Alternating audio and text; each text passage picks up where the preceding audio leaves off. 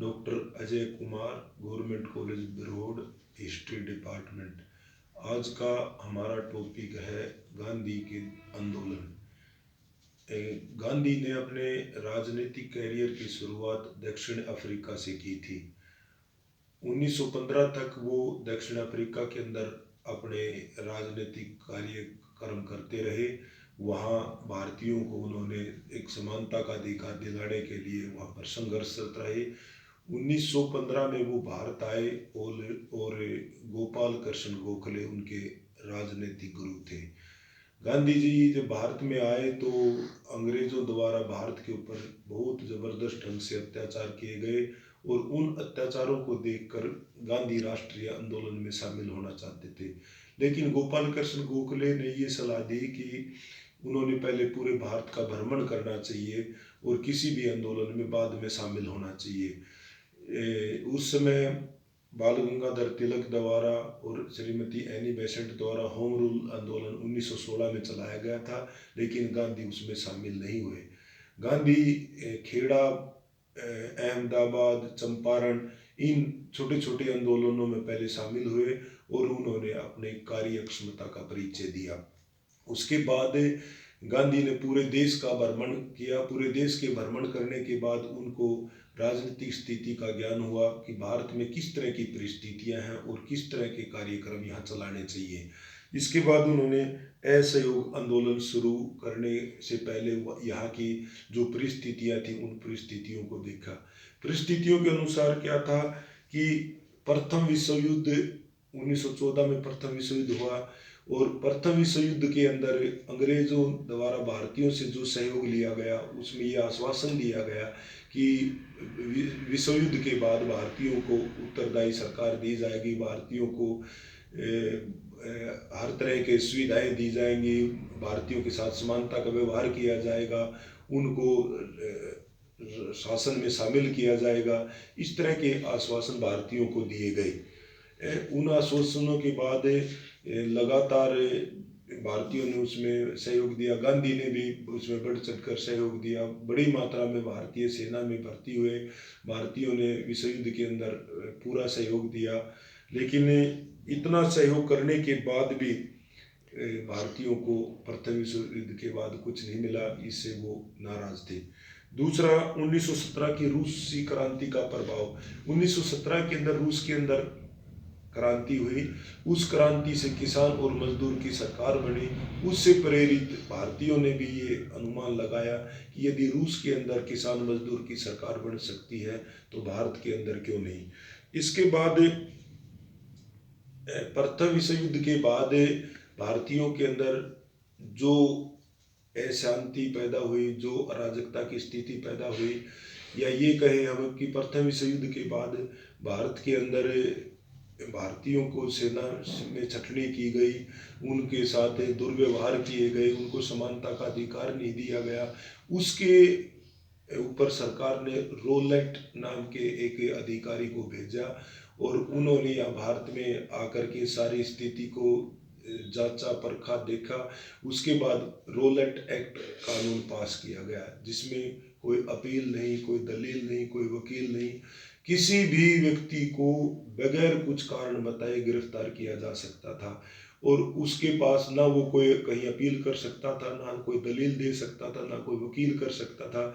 इस तरह के भयानक जो एक्ट पारित किए गए, इस तरह के भयानक जो नियम लागू किए गए, उससे भी भारतीयों में रोष की भावना थी।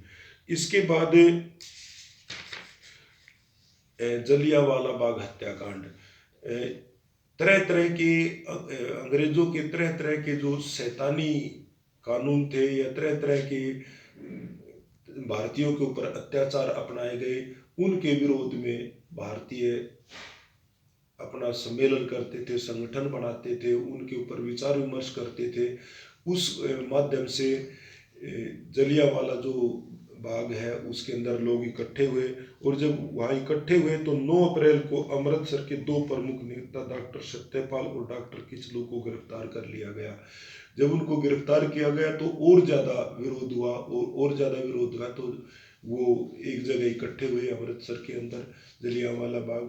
तो वहाँ का जो गवर्नर था जनरल डायर, उन्होंने बहुत क्रूर तरीके से, एक शैतानियत से, एक दानवता से वहाँ पर लोगों को मारने का काम किया।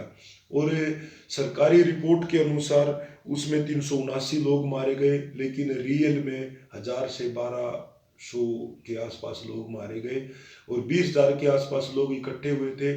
और इस तरह का जो दर्दनाक जो हादसा हुआ, उससे लोगों की भावनाओं के साथ खिलवाड़ हुआ और लोग भड़के। इसके बाद हंटर कमेटी, जलियांवाला जो बाग हत्याकांड हुआ, इसकी जांच के लिए हंटर नाम के व्यक्ति के अध्यक्षता में एक कमेटी गठित की गई और उस कमेटी ने अपने रिपोर्ट के अंदर सरकार को कहीं पर भी दोषी नहीं दिखाया। इससे लोगों में और आक्रोश पैदा हुआ और भारतीयों ने भी ये महसूस किया कि उनको किसी भी कमेटी के गठन से या किसी प्रकार के न्याय की उम्मीद नहीं की जा सकती, क्योंकि लोगों को आश्वासन दिया गया था कि भाई निष्पक्ष जांच होगी, लोगों को न्याय मिलेगा। ना तो निष्पक्ष जांच हुई और ना लोगों को न्याय मिला। इससे भारतीयों में और ज़्यादा अंग्रेजों के खिलाफ भावना आई। इसके बाद 1919 का अधिनियम, इन सारी बातों को देखते हुए 1919 का अधिनियम पारित किया गया और उस अधिनियम के अंदर यह आश्वासन दिया गया था कि उत्तरदायी सरकार की स्थापना की जाएगी, भारतीयों को ज़्यादा जिम्मेदारी दी जाएगी, भारतीयों को ज़्यादा हिस्सेदारी दी जाएगी। लेकिन इस एक्ट के अंदर जितना अनुमान था उस हिसाब से भारतीयों को कुछ नहीं मिला, बल्कि भारतीयों के अंदर सांप्रदायिकता की भावना पैदा की गई। सांप्रदायिकता भारतीयों के अंदर फूट डालने का काम किया गया। इससे और लोगों के अंदर आक्रोश पैदा हुआ। इसके बाद खिलाफत का मुद्दा, तुर्की का जो खलीफा था उसके अंदर पूरे दुनिया के जो मुसलमान थे वो आस्था रखते थे और इस प्रथम विश्व युद्ध के अंदर तुर्की जो था वो अंग्रेजों के खिलाफ लड़ाई लड़ रहा था। इस बात को देखते हुए अंग्रेजों ने भारतीय मुसलमानों से जब मदद की अपील की तो भारतीय मुसलमानों ने इस आश्वासन पर मदद की थी कि प्रथम विश्व युद्ध के बाद खलीफा के साथ बहुत अच्छा व्यवहार किया जाएगा। लेकिन प्रथम विश्व युद्ध के बाद खलीफा के साथ अच्छा व्यवहार नहीं किया और लोगों ने खिलाफत आंदोलन चलाया और इस खिलाफत आंदोलन के अंदर गांधी ने बढ़ चढ़ करके भाग लिया। गांधी ने उनका सहयोग दिया। इससे एक 1919 में अखिल भारतीय खिलाफत कमेटी का गठन किया गया। 1919 में दिल्ली में दूसरा खिलाफत सम्मेलन किया गया जिसमें गांधी, मोतीलाल नेहरू, मदन मोहन मालवीय जैसे नेताओं ने भाग लिया और इससे हिंदू और मुसलमानों की एकता बढ़ी, आपसी सहयोग बढ़ा और इससे जो गांधी का जो मिशन था, गांधी का अभियान था, उसको और ताकत मिली। तो इस प्रकार से गांधी ने इन सारी परिस्थितियों को जांचा, परखा, देखा, समझा। पूरी तरह से समझने के बाद गांधी ने अब ये माहौल देखा कि भाई कोई न कोई आंदोलन चलाया जाए, कोई रचनात्मक कार्य किए जाए, लोगों के अंदर राष्ट्रीयता की भावना पैदा की जाए। तो अब ये सारी चीजें देखने के बाद गांधी के दिमाग में एक बात आई कि आंदोलन शुरू किया जाए।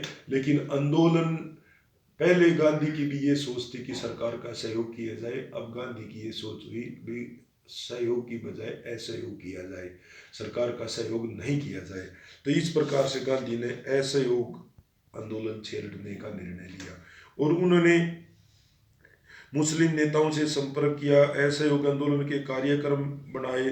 खिलाफत का मुद्दा, पंजाब के अंदर जो जलियांवाला बाग हत्याकांड हुआ था उस मामले को लेकर के और स्वराज्य की प्राप्ति के लिए कार्यक्रम बनाए। इन सारी बातों को देखते हुए सितंबर 1920 में कलकत्ता के अंदर विशेष अधिवेशन बुलाया गया। इस अधिवेशन की अध्यक्षता लाला लाजपत राय ने की और कांग्रेस कमेटी से ये आश्वासन लिया गया कि ज़्यादा लोगों ने ये आश्वासन दिया कि गांधी जी जो भी आंदोलन करेंगे, जो भी कार्यक्रम करेंगे, उसमें कांग्रेस बढ़ चढ़ करके भाग लेगी। कुछ लोगों ने उसके खिलाफ भी मत डाला, लेकिन ज़्यादा लोगों ने ये मत दिया कि गांधी जी आंदोलन चलाएं और उसके अंदर ज़्यादा से ज़्यादा लोग सहयोग करेंगे। तो इस प्रकार से कलकत्ता अधिवेशन के बाद सारे देश का गांधी जी ने दौरा किया और इसी बीच दिसंबर 1920 को कांग्रेस का सालाना अधिवेशन नागपुर में आयोजित किया गया और उसमें सबसे CR दास कलकत्ता अधिवेशन में असहयोग आंदोलन का प्रस्ताव CR दास ने पुनर्विचार के लिए रखा, जिसे भारी मत से कांग्रेस ने स्वीकार कर लिया और इससे कांग्रेस का सहयोग मिलने के बाद गांधी जी ने असहयोग आंदोलन चलाने का कार्यक्रम आरंभ किया। इसमें आंदोलन का कार्यक्रम इस प्रकार से गठित किया गया कि सरकार द्वारा प्रदत्त अलंकरणों, पदों और स्थानीय निकायों में नामांकित पदों को त्याग करना। दूसरा, सरकारी, अर्ध सरकारी तथा अधिकारियों के सम्मान में आयोजित समारोह का बहिष्कार करना। तीसरा, सरकारी तथा सहायता प्राप्त स्कूलों, कॉलेजों का बहिष्कार करना, राष्ट्रीय शिक्षण संस्थाओं की स्थापना करना। इस तरह के ये कार्यक्रम गांधी जी ने अपनाए, जिसके माध्यम से असहयोग आंदोलन आरंभ करने का कार्यक्रम आगे बढ़ाया। वकील, वादी, प्रतिवादी तथा अंग्रेजी न्यायालयों का सने सने बहिष्कार करना, मामले सुलझाने के लिए राष्ट्रीय पंचायती न्यायालयों की स्थापना करना, मेसोपोटामिया के लिए सैनिक, श्रमिक और लिपिकों के रूप में भर्ती न होना, विदेशी माल का बहिष्कार करना और स्वदेशी माल को अपनाना, परिषदों में चुनाव में खड़े न होना और मतदान का बहिष्कार करना। ये इस तरह के कार्यक्रम असहयोग आंदोलन के अंदर बनाए गए। इन कार्यक्रमों के अलावा गांधी जी ने रचनात्मक कार्यों पर भी बल दिया। रचनात्मक कार्यों में मुख्य रूप से हिंदू मुस्लिम एकता पर बल देना, अस्पृश्यता का अंत करना और मद्य निषेध तथा ग्रामों का विकास करना शामिल थे। इस प्रकार से आंदोलन की प्रगति के लिए कार्यक्रम को आगे बढ़ाया गया और सबसे पहले उपाधियों और अवैतनिक पदों का त्याग करना। इस आंदोलन की शुरुआत गांधी ने अपने केसरी हिंद की उपाधि का त्याग करके शुरुआत की। इसके बाद रविंद्रनाथ टैगोर ने अपने नाइटहुड की उपाधि का त्याग किया। इसके बाद जमनालाल बजाज ने राय बहादुर की उपाधि का त्याग किया। इस प्रकार से लोगों ने अपने पद छोड़े, अपनी उपाधियां त्यागी, जिसके माध्यम से 5186 उपाधियों में से मात्र 24 लोगों ने अपनी उपाधियां त्यागी। इस प्रकार से ये असहयोग आंदोलन के कार्यक्रम की शुरुआत हुई। उसके बाद सरकारी अदालतों का बहिष्कार और पंचायतों की स्थापना। सरकारी अदालतों का बहिष्कार किया गया क्योंकि सरकारी अदालतों में लोगों के लंबे लंबे समय तक मुकदमे चलते थे, वकील करना पड़ता था, खर्चे लगते थे। इन सारी बातों से उनका समय भी बर्बाद होता था, उनका पैसा भी बर्बाद होता था और उनको उचित न्याय नहीं मिलता था, क्योंकि कोई भी व्यक्ति अपने गवाहों के सबूतों के माध्यम से गलत होते हुए भी ठीक साबित हो जाता था और ठीक व्यक्ति को भी गलत साबित कर लिया जाता था। ये इस प्रकार के जो कार्यक्रम थे, लोगों का ये विश्वास हुआ कि वे सरकारी अदालतों में न्याय नहीं मिल सकता, इसलिए उन्होंने, गांधी जी ने ये लोगों को बताया कि पंचायती तरीके अपनाओ, पंचायतों में जा करके अपने मुकदमों को सुलझाओ, पंचायतों में रह करके अपने निष्पक्ष जो न्याय है उनको करने का कार्य करो। इसके बाद शिक्षण संस्थाओं का बहिष्कार तथा राष्ट्रीय शिक्षण संस्थाओं की स्थापना। जितने भी सरकारी शिक्षण संस्था थे उनके अंदर जो विद्यार्थी पढ़ते थे उनके अंदर राष्ट्रीयता की भावना की बजाय उसके अंदर जो अंग्रेजी साहित्य का प्रचार किया जाता था, अंग्रेजी सरकार की चर्चाएं की जाती थी, अंग्रेजी सरकार को अच्छा बताया जाता था। इन कार्यक्रमों के माध्यम से सरकारी संस्थाओं का बहिष्कार किया गया और जो स्वदेशी शिक्षण संस्थाएं थी उनकी स्थापना की गई, करनी चाहिए, ताकि राष्ट्रीय आंदोलन को बढ़ावा मिले, राष्ट्रीय आंदोलन के अंदर लोग बढ़ चढ़ करके भाग ले, उनके जो विचारधारा है उससे लोगों के अंदर राष्ट्रीयता की भावना पैदा हो। इसके बाद विदेशी वस्तुओं का बहिष्कार और खादी का प्रयोग। इस असहयोग आंदोलन के कार्यक्रम में विदेशी वस्त्रों का बहिष्कार करने की बात भी रखी गई कि विदेशी वस्त्रों का बहिष्कार करो और अपने खादी का प्रयोग करो, क्योंकि खादी के प्रयोग से लोगों के अंदर राष्ट्रीयता की भावना आएगी, लोगों को छोटे मोटे अपने रोजगार की भावना पैदा होगी, लोगों को अपने रोजगार मिलेंगे और विदेशी वस्त्रों के प्रति, विदेशी वस्तुओं के प्रति नफरत पैदा करने का कार्यक्रम चलाया गया। इसके बाद धन संग्रह और सदस्यता बढ़ाना, एक कार्यक्रम चलाया गया कि धन संग्रह किया जाए, कांग्रेस सदस्यता बढ़ाई जाए और चरखे का वितरण किया जाए। एक तिलक फंड की स्थापना की गई जिसमें 1 करोड़ रुपए राशि एकत्रित करने का लक्ष्य रखा गया। इसके बाद केवल मुंबई में नगर में 37.5 लाख रुपए एकत्रित हुए।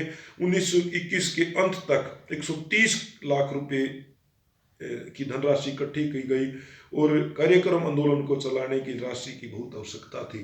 इसके बाद चुनाव का बहिष्कार। नवंबर 1920 में 1919 के अधिनियम के अनुसार नगर परिषद के चुनाव किए गए और कांग्रेस ने कलकत्ता अधिवेशन में चुनाव का बहिष्कार कार्यक्रम को अपना गया। यद्यपि चुनाव का बहिष्कार शुरू में अनेक नेताओं ने विरोध किया, फिर भी चुनाव का बहिष्कार काफी हद तक सफल रहा। मुंबई में मात्र 8% लोगों ने मतदान किया, लाहौर में 5% मतदान किया गया। यद्यपि उदारवादियों ने चुनाव का बहिष्कार न करके चुनाव में भाग लेने के लिए कार्यक्रम चलाया और 637 सीटों में से मात्र 6 सीटों पर कोई उम्मीदवार नहीं खड़े किए गए। इस प्रकार से चुनाव का कांग्रेस द्वारा बहिष्कार करने के बाद भी चुनाव प्रक्रिया चली, लेकिन गांधी के लोगों को समझाने से, लोगों को बताने से चुनाव पर काफ़ी रोक लगी। चुनाव पर काफ़ी लोगों ने अपने विचार रखे ताकि लोग चुनाव में भाग न ले सके। इसके बाद प्रिंस ऑफ वेल्स का बहिष्कार और सरकार की दमनकारी नीति। प्रिंस ऑफ वेल्स जब भारत आए तो उनका हर जगह पर बहिष्कार किया गया।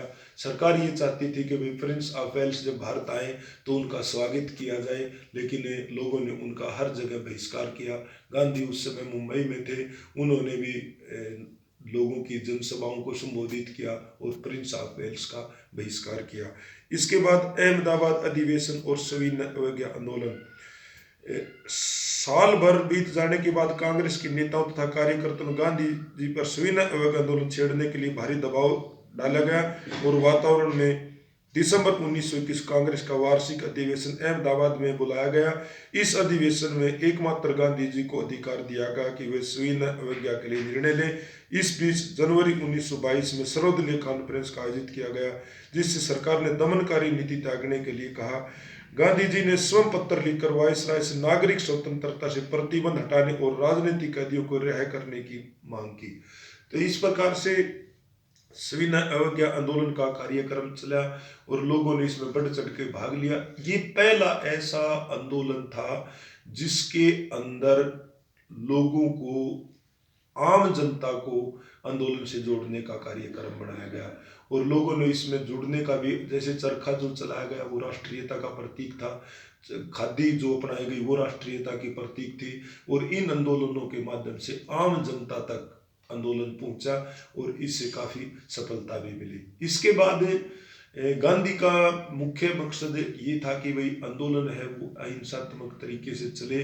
आंदोलन के अंदर जो उनकी नीति थी अहिंसात्मक तरीके की, लेकिन 1922 में चोरा चोरी नामक स्थान पर एक पुलिस थाने को जला दिया गया। वहाँ पर काफ़ी सिपाहियों की हत्या कर दी गई, आग में जला दिया गया, जिससे गांधी के दिमाग में ये आया कि भी अब ये आंदोलन लंबा चलाने से जो उनका अहिंसात्मक तरीका था वो फैल हो जाएगा और उन्होंने यहाँ तो आंदोलन के अंदर हिंसा पैदा हुई। इसलिए गांधी ने 1922 में इस आंदोलन को स्थगित करने का निर्णय लिया और 1922 में इस आंदोलन को स्थगित कर दिया गया।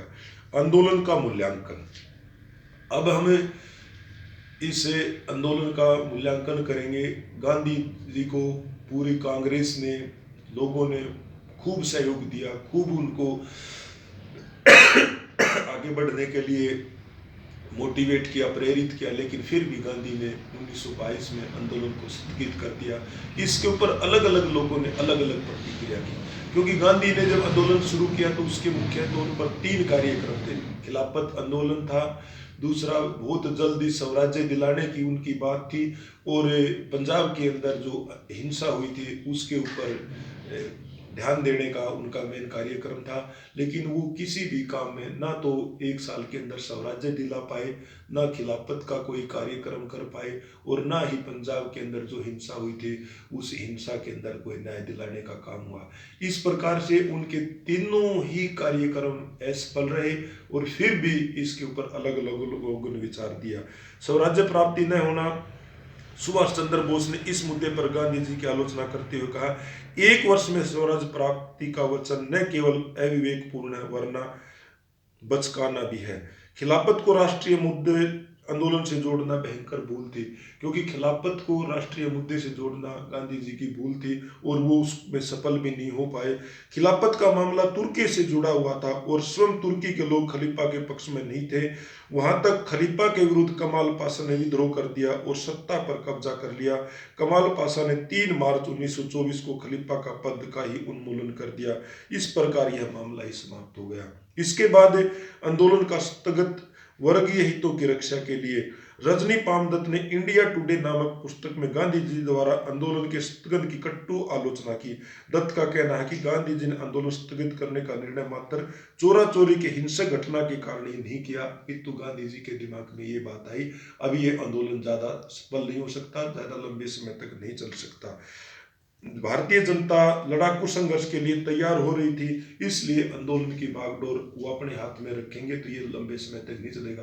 क्योंकि 1920-22 के आसपास जो क्रांतिकारी आंदोलन था वो जोर पकड़ने लगा था और गांधी का ये अहिंसात्मक तरीका या गांधी जी का ये रचनात्मक कार्यों वाला कार्यक्रम आगे असफल होता नजर आया।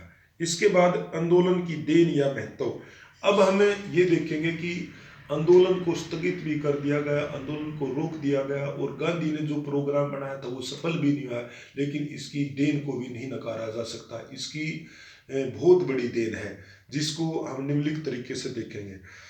प्रथम जन आंदोलन, सही अर्थों में असहयोग आंदोलन देश का पहला जन आंदोलन था जिसमें पुरुषों, महिलाओं, छात्रों ने बड़े पैमाने पर भाग लिया। आंदोलन में भाग लेने वाले व्यापारी, शिक्षक, विद्यार्थी, किसान, मजदूर, शिल्पकार, दुकानदार, कर्मचारी आदि सभी वर्गों ने इसमें भाग लिया। इससे हम ये कह सकते हैं कि आंदोलन असफल नहीं, एक जन आंदोलन के रूप में कामयाब हुआ और जन आंदोलन का ये पहला आंदोलन था जिसमें आम जनता तक गांधी की विचारधारा पहुंची। गांधी का जो राष्ट्रीय कार्यक्रम था वो राष्ट्रीयता की तरह नजर आया। इसके बाद देश में आत्मनिर्भरता और ऊर्जा का संचार, क्योंकि गांधी जी ने जो खादी का प्रयोग किया, चरखे को प्रतीक के रूप में प्रयोग किया, इससे क्या था कि लोगों के अंदर विदेशी वस्तुओं का बहिष्कार किया और आत्मनिर्भरता की तरफ उनका ध्यान गया। लोगों ने अपने छोटे छोटे अपने उद्योग चलाए, लोगों ने खादी का प्रयोग किया, लोगों ने अपने वस्त्र बनाने का काम किया, लोगों ने विदेशी वस्त्रों का बहिष्कार किया, लोगों ने सरकारी जो संस्थाएं थी उनका विरोध किया, अपनी राष्ट्रीय संस्थाओं का आगमन हुआ। इससे लोगों के अंदर राष्ट्रीयता भी आई और उन्होंने अपने और पराये को पहचानने का कार्य किया। इसके बाद आंदोलन का स्थगन, राष्ट्रीय हित। कुछ लोग तो ये कहते हैं कि भी तुरंत गांधी ने राष्ट्रीय आंदोलन को स्थगित नहीं करना चाहिए था, लेकिन ये आंदोलन अब सफल होता नजर नहीं आया। यदि आंदोलन को और लंबे समय तक गांधी चलाते तो उसमें एक प्रॉब्लम और भी आ जाती, क्योंकि गांधी जी ने एक तरीका अपनाया था कि भाई उसको अहिंसात्मक तरीके से आगे बढ़ाया जाए, लेकिन जब इस आंदोलन के अंदर हिंसा नजर आने लगी तो गांधी जी ने इसका स्थगन किया। ये बहुत अच्छी सोच थी उनकी, क्योंकि यदि इसको ऐसे ही चलाते रहते तो उनका जो अहिंसात्मक विचारधारा थी वो हिंसा में पैदा हो जाती और उनका जो मेन टारगेट था वो असफल हो जाता। ब्रिटिश सरकार का परेशान होना, गांधी जी का अहिंसात्मक आंदोलन चलाने से अंग्रेज सरकार बहुत परेशान थी। वह तय नहीं कर पाई कि अहिंसात्मक आंदोलन के प्रति किस प्रकार की नीति अपनाई जाए। इस प्रकार से गांधी का जो तरीका था वो सरकार का सहयोग न करना था। सरकार इसके खिलाफ किस प्रकार की धारा लगाती, किस प्रकार इस आंदोलन को रोकती, ये सरकार के पास भी कोई तरीका नहीं था, सरकार के पास भी कोई कार्यक्रम नहीं था। इस प्रकार से गांधी जी ने बड़े अच्छे ढंग से अहिंसात्मक तरीके से इस आंदोलन को चलाया। इसके बाद रचनात्मक कार्यक्रम, देखो इस आंदोलन के माध्यम से गांधी ने बहुत अच्छे कार्यक्रम चलाए, रचनात्मक कार्यक्रम चलाए। इसमें आंदोलन के समय सकारात्मक कार्यक्रमों पर बल दिया गया, राष्ट्रीय शिक्षण संस्थाओं की स्थापना की गई, खादी और चरखे का प्रयोग किया गया, हरिजन उद्धार या अस्पृश्यता का अंत, ग्राम उत्थान आदि मुख्य इनके कार्यक्रम थे। इस प्रकार रचनात्मक कार्यों को राष्ट्रीय आंदोलन का हिस्सा बनाया गया। आंदोलन के समय इन पर अमल करने का जोर दिया गया। विशेष तौर पर आंदोलन के स्थगन के बाद गांधी ने इन रचनात्मक कार्यों पर जोर दिया। इसमें गांव के लोगों के साथ संपर्क बना रहा, समाज में चेतना का विकास हुआ। इस प्रकार कार्यक्रमों में राष्ट्रीय आंदोलन का स्वरूप व्यापक और समग्र हो गया। इस प्रकार से हमें निष्कर्ष रूप में हम ये कह सकते हैं कि गांधी जी ने जो असहयोग आंदोलन चलाया, इस प्रकार यह स्पष्ट है कि असहयोग आंदोलन राष्ट्रीय आंदोलन का एक नया मोड़ था। गांधी जी ने अपने अहिंसात्मक सत्याग्रह के तरीके से देश की सारी जनता को आंदोलन में खींचने में सफलता प्राप्त की। यद्यपि आंदोलन में स्थगित करने पर गांधी जी की तीव्र आलोचना की गई, किंतु आंदोलन की उपलब्धियों को नजरअंदाज नहीं किया जा सकता। यह आंदोलन भारत सरकार के विरुद्ध था तथा स्वयं भारत सरकार ने अपनी रिपोर्ट में, जो कि ब्रिटिश संसद को भेजी, आंदोलन की सफलता को इन शब्दों में स्वीकारा। परंतु जब हम आंदोलन को सामयिक रूप से देखते हैं तो यह कहना व्यर्थ है कि यह असफल रहा। गांधी जी ने 1921 तथा 1922 में आंदोलन को उन वर्गों में जो पहले राजनीतिक भावनाओं से दूर रहते थे, उनमें विस्तृत रूप से तीव्र नकारात्मक राष्ट्र भावना भर दी, जिससे विदेशी जाति के प्रति घृणा उत्पन्न हुई। इस प्रकार से हम ये कह सकते हैं कि गांधी का जो असहयोग आंदोलन का कार्यक्रम था वो काफी सफलतम भी था और काफी रचनात्मक भी था। और इसके साथ साथ हम ये भी कह सकते हैं कि गांधी के जो आंदोलन थे उनमें मुख्य रूप से ये जन आंदोलन थे। ये केवल तुरंत देश को स्वतंत्रता न दिला पाए, लेकिन हम ये भी कह सकते हैं कि ये आंदोलन धीरे धीरे करके आम जनता तक राष्ट्रीय भावना फैलाने का कार्य करते थे और राष्ट्रीय भावना फैलाने में सफल भी रहे। और गांधी के ये जो कार्यक्रम थे, असहयोग आंदोलन था, वो अहिंसात्मक तरीके से शुरू होकर के लोगों तक, जन जन तक पहुंचने का कार्यक्रम हुआ। धन्यवाद।